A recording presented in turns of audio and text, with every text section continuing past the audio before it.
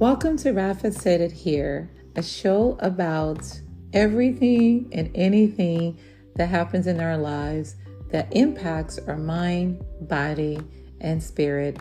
I am so glad that you're joining us today. Welcome to the show.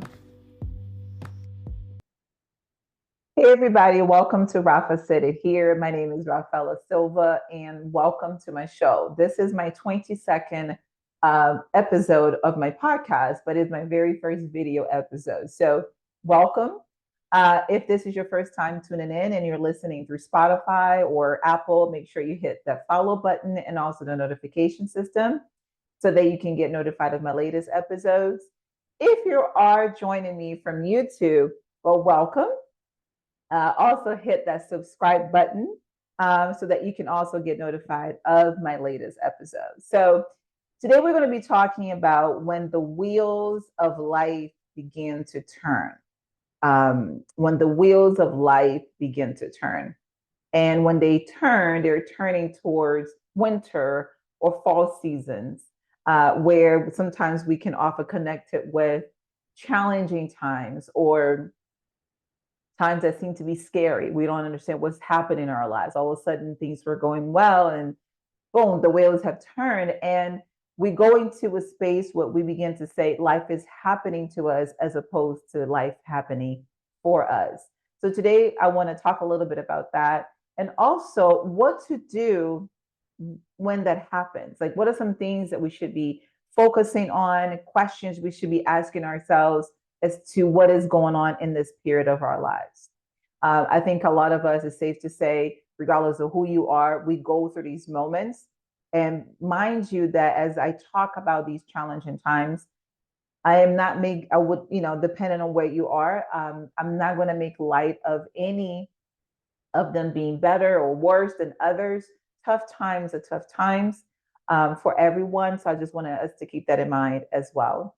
For those of you that have been following me for a while, you know that one of the things that I often talk about and believe in is that I believe in reincarnation. I believe we come to this life, we choose the challenges that we do experience. When I say challenges, I don't mean like specifically. We know that we're going to come through to here to experience duality, dark and light, okay? But we don't know how the challenges will be set up, what they're going to look like. Then that's the case, then it would be much of an expansion or evolution. We would know what it is, right? So with that being said, we choose the places we are born, religion, we're going to have parents, like all those things we choose before we come. But one thing is that we are not told or we don't get to see, because we get to create it as we're here, are these experiences, how they're going to go and how they show up or what they are. Okay. So one of the things that I also, before I go into what some of these questions should be or what should we be pondering on or inquiring about when we get to those moments of when the wheels begin to turn in our lives, two things that I want us to keep in mind so that we can have a full understanding of what's happening. Okay. One is, when we choose to come here, we are still connected to source. So think of yourself as connected to, like, plugged into something, and you're just and you're getting to experience and explore. You go into a limited space in order to see what's happening. So think of it like, you're connected to something, but you're going down somewhere dark, and you don't know what's there, right? But you get to put on these goggles, and you get to create with your own mind, your own vision, what's going to be within that dark space. Now, while we are in that space, we have not lost connection to source. That thing has not been cut off. It's still there. As a reminder that when things begin to get a little wobbly or life begins to show up a certain way, that we can always go back to that oneness, be reminded to that oneness. So we're going to, as we talk about these things, as I bring up these four things, remember that oneness is always connected to us. It never leaves, it never disconnects, it's always there, always present. The only things that when things get a little tough in life, we tend to forget that that's there, or we tend to feel that that's no longer there. Okay. And that's is also part of the experience. How can we feel as though it's not there? Because the goal of human experience is to go through this whole game, and then find a way back to one. So it's always available, it's always there. And when you find yourself feel like that you're stuck, because we're not stuck, we can always go back to that one source. Okay. And as I mentioned, prior to coming to Earth, we chose to be here. We chose to explore humanity, but from a duality perspective. And so before we came, we signed a contract, what I like to call a soul contract, that says, I'm going to go down there. I want my soul to explore, to expand, to evolve. And these are the experiences that I want to be able to have in order for me to accomplish that. And so your parents, the people, your husband, people that are in your life, they all agree to play this game with you. And they're here to play this game along with you. So when we begin to realize that, if, not just much realize it, and also begin to take that on, life becomes different. Because then as you move forward, okay, there is a whole purpose for this. And so what we'll begin to discover is these people that are in our lives, what are their roles in our lives? What is it they're showing to us? What is their mirror? Because remember, they're here to say, okay, you say you wanted to learn this. Here I am. I'm giving you this hard time or this tough time. Okay. And I'm not making light of these things. Okay. I just want us to have an understanding as to why they're happening, and what to do when we get to that space in our lives. Okay. So one of the things that, as I like to say, when the wheels begin to turn and they are in the space where we like to call winter moment, or the fall, because that's when we go within, that's when we retreat, just like nature retreats, we also retreat in those moments. And sometimes things that might be happening during that time of our lives might be very challenging, to the point where sometimes we begin to question if source is still there, if we're still connected, have we lost our way? And so when that happens, one of the first things that that we should consider doing, is stop and take a deep breath.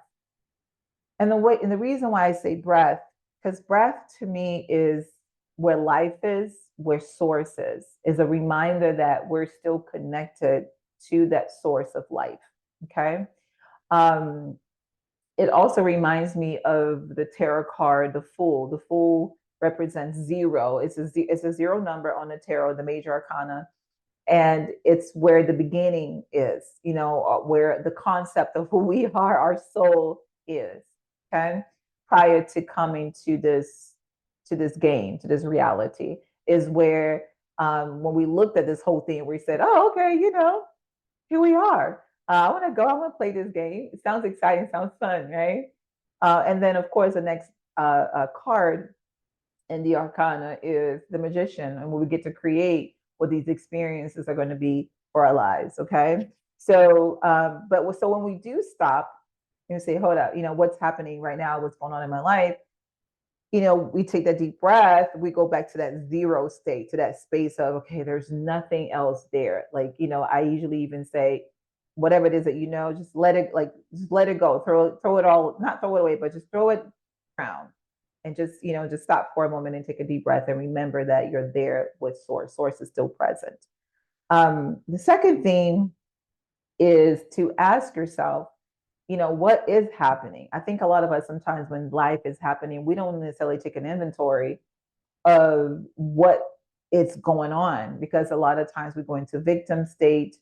We begin to say, why is this happening to me, as opposed to what is going on? Because why sometimes going to the space where, like, okay, it's almost as if we don't have any control over it, right?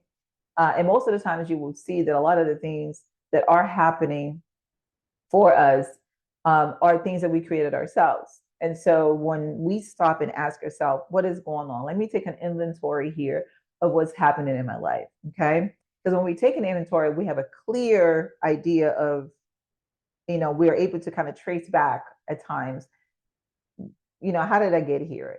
How did this situation here begin to happen? And we will see that, and a lot of times we have put ourselves there. Okay.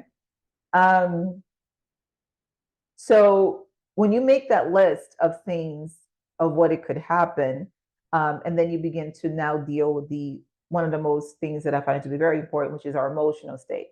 How are these things making us feel? How are we feeling? Are we angry? Are we scared?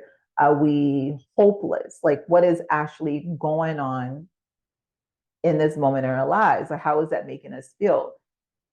And when we begin to write down how these things are making us feel, we begin to look what could be underneath all of it. So let's say, for example, you lost your job, you were let go.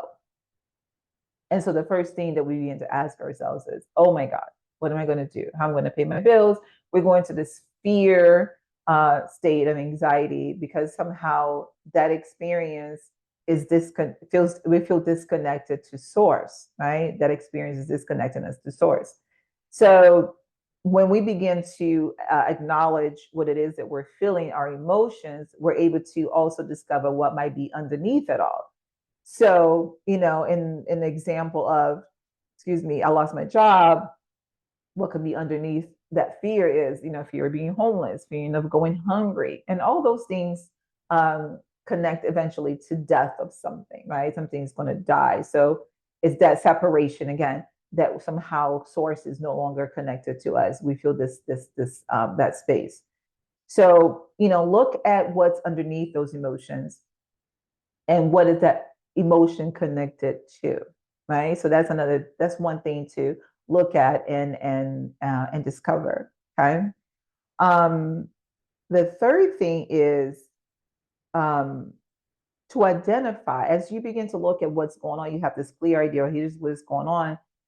Look at look at four things as we look at that list. One is, have I steered away from my path? Okay. So let's take losing your job, for example. Again, the same example. If you're called to be a musician, if you're called to be a painter, whatever it is that you were called to be, but you're here doing work, I'm not saying that's a bad thing, okay? So there's no judgment here. But you're here doing administrative work or whatever other work that is not what it is that you've been called to do. At some point, it is either by choice or by the agreement, life is going to shift so that it can put you in that alignment with what it is that you're here to do. Okay. So ask, have I steered away from my path? Have I steered away from my purpose for what it is that I'm supposed to be doing, what I was called to do? Okay. The second thing, am I trying to solve things that I have no control? Sometimes things happen so that we can also begin to expand in certain parts of our lives. Those challenging times, it causes us to expand and also prepare us for what's next, right? So, am I trying to, control things or to solve things that I have no control of? The only source can give us the vision or the answers to some of these things. The third thing is, have we become stagnant? So we might be within our purpose. We might have accomplished a few things and then we just sit, right? Oh, okay, I've done good. I've done this. I've helped these people, blah, blah, blah. But remember, consciousness is in constant movement, and so should our lives be.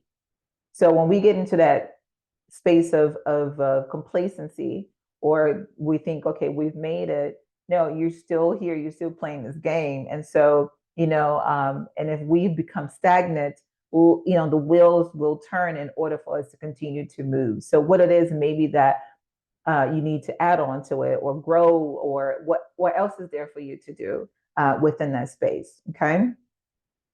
And the last thing is, are we holding on to something that we're supposed to let go? So what have we welcomed in our space that shouldn't be there? Or what have we outgrown that cannot go where we're going, that we need to say bye-bye to? It could be a thing, a place, a person, okay? And so, what it is that we're holding on to that is causing, that friction into where we are in our lives. So those are the four things to look at, you guys. Actually, I think I said eight things. Well, it's four things and then four within the last one to begin to ponder on as I don't know where you find yourself in life, but if you do find yourself in that space of where you feel like if you're stuck or you feel like life is happening to you as opposed to for you, begin to look into those areas. Stop, take a deep breath. Remember that the one is still there. You are part of oneness. Two, ask yourself, what is going on? What is happening? Let's take a look. How do those things make you feel? Identifying those emotions and what could be underneath those emotions. And then identify if have you steered away from your purpose? Are you trying to solve things that is out of your control? Have you become stagnant, or are you holding on to something that no longer serves you, should not be in your space? Okay. You guys, let me know if you take that on. If you have any questions, you can send me a DM at I am, that's letter I, letter M, Raphaellasilva, or a New Life School on Instagram. All right. I'll see you guys next time. I hope you enjoy. Bye bye.